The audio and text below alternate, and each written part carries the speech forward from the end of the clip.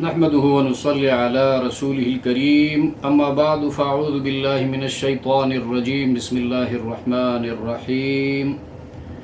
فلما دخلوا على يوسف آوى إليه أبويه وقال ادخلوا مصر إن شاء الله آمنين ورفع أبويه على العرش وخروا له سجدا وقال يا أبت هذا تأويل رؤياي من قبل قد جعلها ربي حقا وقد أحسن بي إذ أخرجني من السجن وجاء بكم من البدو من بعد أن نزع الشيطان بيني وبين إخوتي إن ربي لطيف لما يشاء إنه هو العليم الحكيم۔ سورہ یوسف آیت نمبر 99 اور آیت نمبر 100۔ لفظی ترجمہ: فلما پھر جب دخلوا ملاقات کی انہوں نے علی یوسف یوسف علیہ السلام سے آوا جگہ دی الیہ اپنے پاس ابویہ اپنے والدین کو وقال اور کہا ادخلوا چلیے مصر انشاء اللہ اگر چاہا اللہ پاک نے آمینین بے خوف ہو کر ورفع اور اٹھایا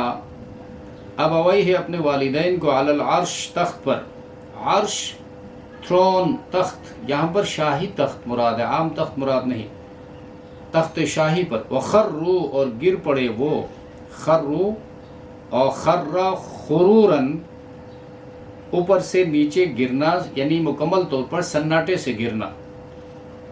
خروا لہو سجدا سجدے میں وقال اور کہا یا ابتی اے ابا جان ھذا یہ تأویل تعبیر ہے تأویل حقیقت ہے رؤیا یا رؤیا خواب رؤیا یا میرے خواب کی من قبل پہلے والے من قبل پہلے جو آج سے کوئی 30 35 یا 40 سال پہلے دیکھا گیا تھا قد جعلها واقعہ کر دیا اس کو ربی میرے رب نے حقا سچا وقد اور تحقیق احسن نیک سلوک فرمایا اس نے بھی میرے ساتھ اذ اخرجنی جب نکالا مجھے من السجن قید خانہ سے وجاء بکم اور لے آیا آپ لوگوں کو من البدوی صحرا سے البدو البادیت البداوت صحرا جنگل کے لیے لفظ استعمال ہوتا ہے من بعد اس کے بعد ان نزع کہ فساد ڈال دیا الشیطان شیطان نے بینی و بین اخوتی میرے اور میرے بھائیوں کے درمیان ان ربی بے شک میرے پروردگار لطیف باریک تدبیر فرمانے والے ہیں لما یشاء اس کام کی جو چاہیں وہ انہو هو العلیم الحکیم بے شک وہی سب کچھ جاننے والے بڑی حکمت والے ہیں۔ ان آیات میں یوسف علیہ السلام کا واقعہ مکمل ہوتا ہے۔ کنعان سے حضرت یعقوب علیہ السلام کا گھرانہ مصر روانہ ہوا جس طرح گزشتہ درسوں سے معلوم ہوا۔ جب قافلہ جو ہے مصر کے قریب پہنچا تو حضرت یوسف علیہ السلام اب ان کے استقبال کے لیے کوئی 200 سے زیادہ بندوں کو لے کر باہر نکلے۔ اس وقت مصر کا جو دارالحکومت تھا وہ رامسیس تھا، رامسیس جسے جشن کا شہر کہا جاتا ہے اور سالانہ جشن وہاں ہوتا تھا۔ تو یوسف علیہ السلام ارکان دولت کو لے کر جشن کے شہر سے استقبال کے لیے نکلے اور پھر جب ان لوگوں نے یوسف علیہ السلام سے ملاقات کی تو آپ نے اپنے والدین کو اپنے پاس اتارا یعنی خاص اپنے اسٹیج میں ان کو جگہ دی۔ تو ان آیات میں اس واقعے کی طرف یعنی آخری کنکلوژن ہے پورے سورہ یوسف کا۔ فلما دخلوا علی یوسف پس جب وہ داخل ہوئے यूसुफ अलैहिस्सलाम के पास, आवा इलैहि, यूसुफ अलैहिस्सलाम ने उनको जगह दी, बिठाया उनको, अबवाई अपने वालिदैन को, अबवाई वालिदैन। अब बाज़ मुफस्सिरीन यहाँ फरमाते हैं कि वालिदा जो थी वो सौतेली माँ थी, लेकिन ये उनकी जो अपनी सगी माँ थी वो वफ़ात पा चुकी थी। उसके बाद उनकी बहन से हज़रत याक़ूब अलैहिस्सलाम ने निकाह किया था। लेकिन ये एक तारीख़ी मशहूर रिवायत है और बाइबल से ली गई रिवायत है।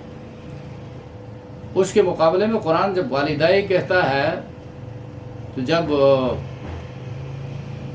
उसके लिए कोई ठोस सबूत नहीं है कि वो उसकी सौतेली माँ थी और उसकी अपनी माँ जो है वो मर चुकी थी, उसकी कोई ज़रूरत नहीं है। उसकी अपनी माँ, अपनी वालदा ज़िंदा थी, तो अबवाई ही अपने माँ बाप याक़ूब अलैहिस्सलाम और उनकी बीवी को, वक़ाल उदख़ुलू मिस्र इंशाअल्लाह, और कहा कि दाखिल हो जाओ मिस्र में इंशाअल्लाह, अगर अल्लाह ने चाहा। इंशाअल्लाह ये तबर्रुक के तौर पर ये कहा जाता है, और अहले ईमान जो है अपने इरादों को अल्लाह के हवाले करते हैं, जो अल्लाह ने चाहा। आमीनीन, हिफाजत के साथ। वरफ़अ अबवैहि अलल अर्श, और ऊपर बिठाया अपने वालिदैन को अर्श पर, अर्श पर जो शाही स्टेज था। वखर्रू लहू सुज्जदा, और वो उसमें सजदे में पड़ गए, लहू यूसुफ अलैहिस्सलाम के सामने, सुजदा सजदा करते हुए। तो यहाँ पर इस बात को समझना है कि ये मसला उधर भी बयान हुआ है। आदम अलैहिस्सलाम के आगे फसजदल मलाइकतु कुल्लुहुम, तमाम मलाइका सजदे में पड़ गए, तो वहाँ पर भी मसला डिस्कस हुआ था और यहाँ इसका हवाला वहाँ दिया गया था। तो इस बात को फिर समझना है कि सजदा, सजदा ताज़ीमी या तहिया, जो किसी के एहतराम में सजदा किया जाता है, ये उस वक्त के रिवाज के मुताबिक हमारी शरीयत से गुज़श्ते शरीयतों में जायज़ था, और हमारी शरीयत में इस बात की गुंजाइश बाकी नहीं रही, तो सजदा ताज़ीमी भी हराम है। और यहाँ पर जो सुज्जदा कहा है, ये इस तरह सजदा था जिस तरह नमाज में सजदा किया जाता है, यानी ज़मीन पर पेशानी रखना आजिज़ी से, ये सजदे की तारीफ़। तो चूँकि यहाँ पर ये तो पैगंबर सजदा करने वाले याक़ूब अलैहिस्सलाम यूसुफ अलैहिस्सलाम के सामने, और याक़ूब अलैहिस्सलाम के दूसरे बेटे पैगंबर ज़ादे हैं, अहले ईमान हैं, तो उन्होंने जो सजदा किया वो सजदा तहिया था, ताज़ीम का सजदा था, जो उनकी शरीयत में जायज़ था। और शरीयत मुहम्मदी में ताज़ीमी सजदे की भी गुंजाइश नहीं है, बल्कि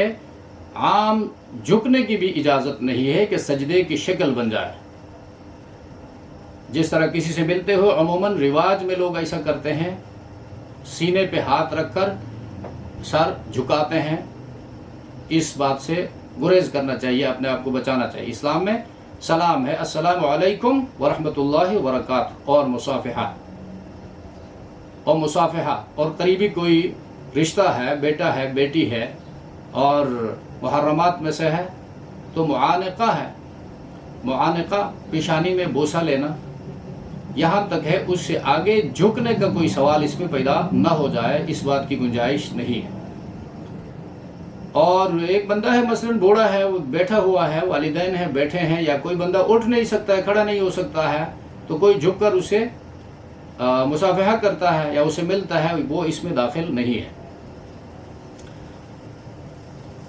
अच्छा, तो वो एक है सजदा ताअब्बुदी, दूसरा है सजदा ताज़ीमी। सजदा ताअब्बुदी इबादत वाला सजदा, बस अल्लाह का हुक्म है, वस्जुदू लिल्लाह, सजदा अल्लाह ही के लिए किया करो। अब क्यों करें, बस उसका हुक्म है, इबादत है, हम नौकर हैं, बंदे हैं, गुलाम हैं। हमें यह हुक्म हासिल नहीं है, ये हक हासिल नहीं है कि हम क्यों कहकर पूछे। ये क्यों जो है वो तो शैतान ने पूछा था, उसका क्या हाल हो गया। इसको कहते हैं सजदा ताअब्बुदी। और जिस तरह सुबह की 2 रकात नमाज फ़र्ज पढ़ो, अगर कोई क्यों 4 क्यों न पढ़े और 8 क्यों न पढ़े, सुबह वैसे भी बंदा फारिग होता है, तो ये फिर इबादत नहीं होगी, ये अपना फ़लसफ़ा डिस्कस करना होगा।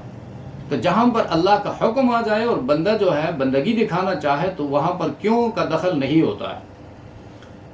تو تعبدی میں عبادت یعنی سجدہ کرنے کی صورت میں مجھے فائدہ ملے گا، نہ کرنے کی صورت میں نقصان ہوگا، گھر سے برکت اٹھ جائے گی، اولاد ہلاک ہوگی، بیماریاں آئیں گی، آفت نازل ہوگی، اور ملازمت میں ترقی نہیں ہوگی، پروموشن نہیں ہوگا، سفر پہ جاتے ہوئے راستے میں کوئی مصیبت آ جائے گی۔ اس لیے میں اس درخت کو سجدہ کرتا ہوں، یا جو ہے اس قبر کے آگے جھکتا ہوں اور عاجزی سے ہاتھ جوڑ کر کچھ کہتا ہے، تو یہ سب سجدے کے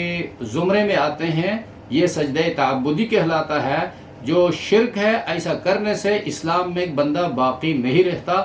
اگر پہلے سے مسلمان ہے تو اسلام سے وہ خارج ہو جاتا ہے، اور جو اس نیت سے نہیں ہے، احتراماً کوئی بڑا آدمی ہے، معزز آدمی ہے، اس کے آگے جھکتے ہیں یا سر جھکاتے ہیں، جھکاؤ کی شکل کورنش جو ہے وہ بجا لاتے ہیں، یا سلامی جسے کہا جاتا ہے وہ بجا لاتے ہیں، یہ سب رسومات ہیں، ان سے اپنے آپ کو بچانا چاہیے۔ بڑے لوگوں کے سامنے جا کر، چھوٹے جو ہیں خوانین کے سامنے مزارعین ایسا کرتے ہیں، وڈیروں کے سامنے ان کے علاقے کے لوگ آ کر جھکتے ہیں، چودھریوں کے سامنے جھکتے ہیں، عدالتوں میں جاؤ تو وکلا حضرات اور کچھ جاہل مسلمان، وہ جج سامنے بیٹھا ہوتا ہے تو جھک کر جو ہے اور سینے پہ ہاتھ رکھ کر جھکاؤ کی صورت اختیار کر کے کورٹ کے اندر داخل ہوتے ہیں۔ اس بات کی اسلام میں قطعاً گنجائش نہیں ہے۔ اس بات کی اجازت جو ہے اللہ کے رسول صلی اللہ علیہ وسلم سے صحابہ نے مانگی۔ حضرت عمر نے فرمایا، اللہ کے رسول، یہ فارس اور کسرا کے جو بادشاہ ہیں، ان کے جو رعایا اپنے بادشاہوں سے ملتے ہیں تو جھک کر ملتے ہیں، آپ بھی تو ہمارے بادشاہ ہیں اور ہمارے محبوب ہیں، اللہ کے پیغمبر ہیں، آپ اس بات کے زیادہ حقدار ہیں۔ نبی علیہ السلام نے فرمایا، اللہ کے سوا کسی کے آگے جھکنے کی اگر اجازت ہوتی تو خاوند اس قابل تھا کہ بیوی اس کے آگے جھک جاتی، سجدے کی شکل اختیار کرتی، لیکن اللہ کے سوا کسی کے آگے جھکنے کی اجازت نہیں ہے، لہٰذا میری لائی ہوئی شریعت میں ان باتوں کی گنجائش نہیں ہے۔ اچھا، ورفع ابویہ علی العرش وخروا له سجدا، اور اس کے آگے سجدے میں پڑ گئے۔ تو یہاں پر یہ سجدہ تعظیمی تھا، جس طرح فرشتوں نے آدم کے سامنے سجدہ کیا تھا،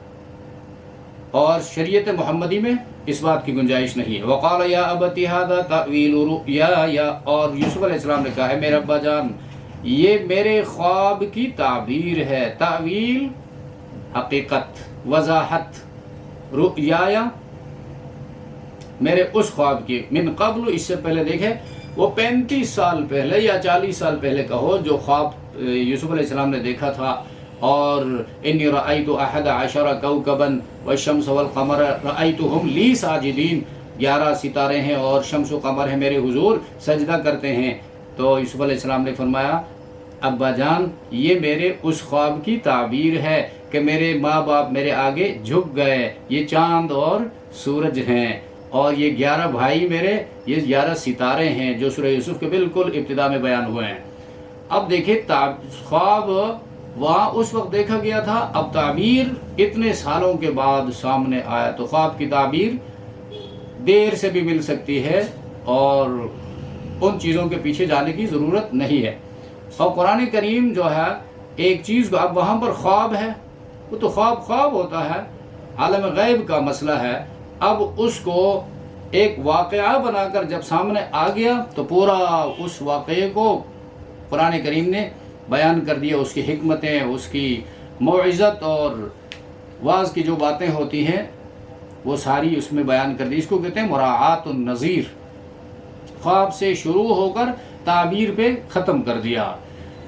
تعویل رؤیا حقیقت ہے، اللہ نے اس خواب کو واقعہ بنا دیا جو ابھی آپ دیکھ رہے ہیں۔ قد جعلها ربی حقا، تحقیق بنایا میرے پروردگار نے میرے اس خواب کو سچا واقعہ بنا دیا۔ وقد احسن بی اذ اخرجنی من السجن، اور تحقیق میرے ساتھ اللہ نے اچھا سلوک کیا، ہاں از جب اخرجنی نکالا مجھے بچایا من السجنی جیل سے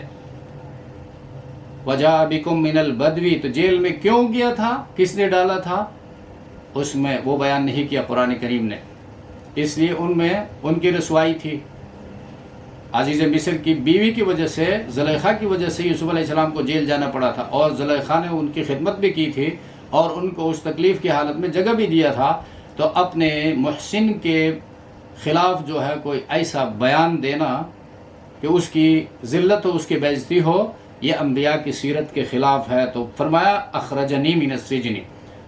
تو جیل سے جب نکالا تو یہ بات خود بخود آ گئی جیل گیا ہوگا اور جیل کی مصیبتیں کاٹی ہوں گی وجا بکم من البدوی اور اللہ کا احسان ہے یہ انبیاء کی سیرت کا حصہ ہے یہ یاد رکھو پیغمبر جو ہے گلا شکوہ نہیں کرتا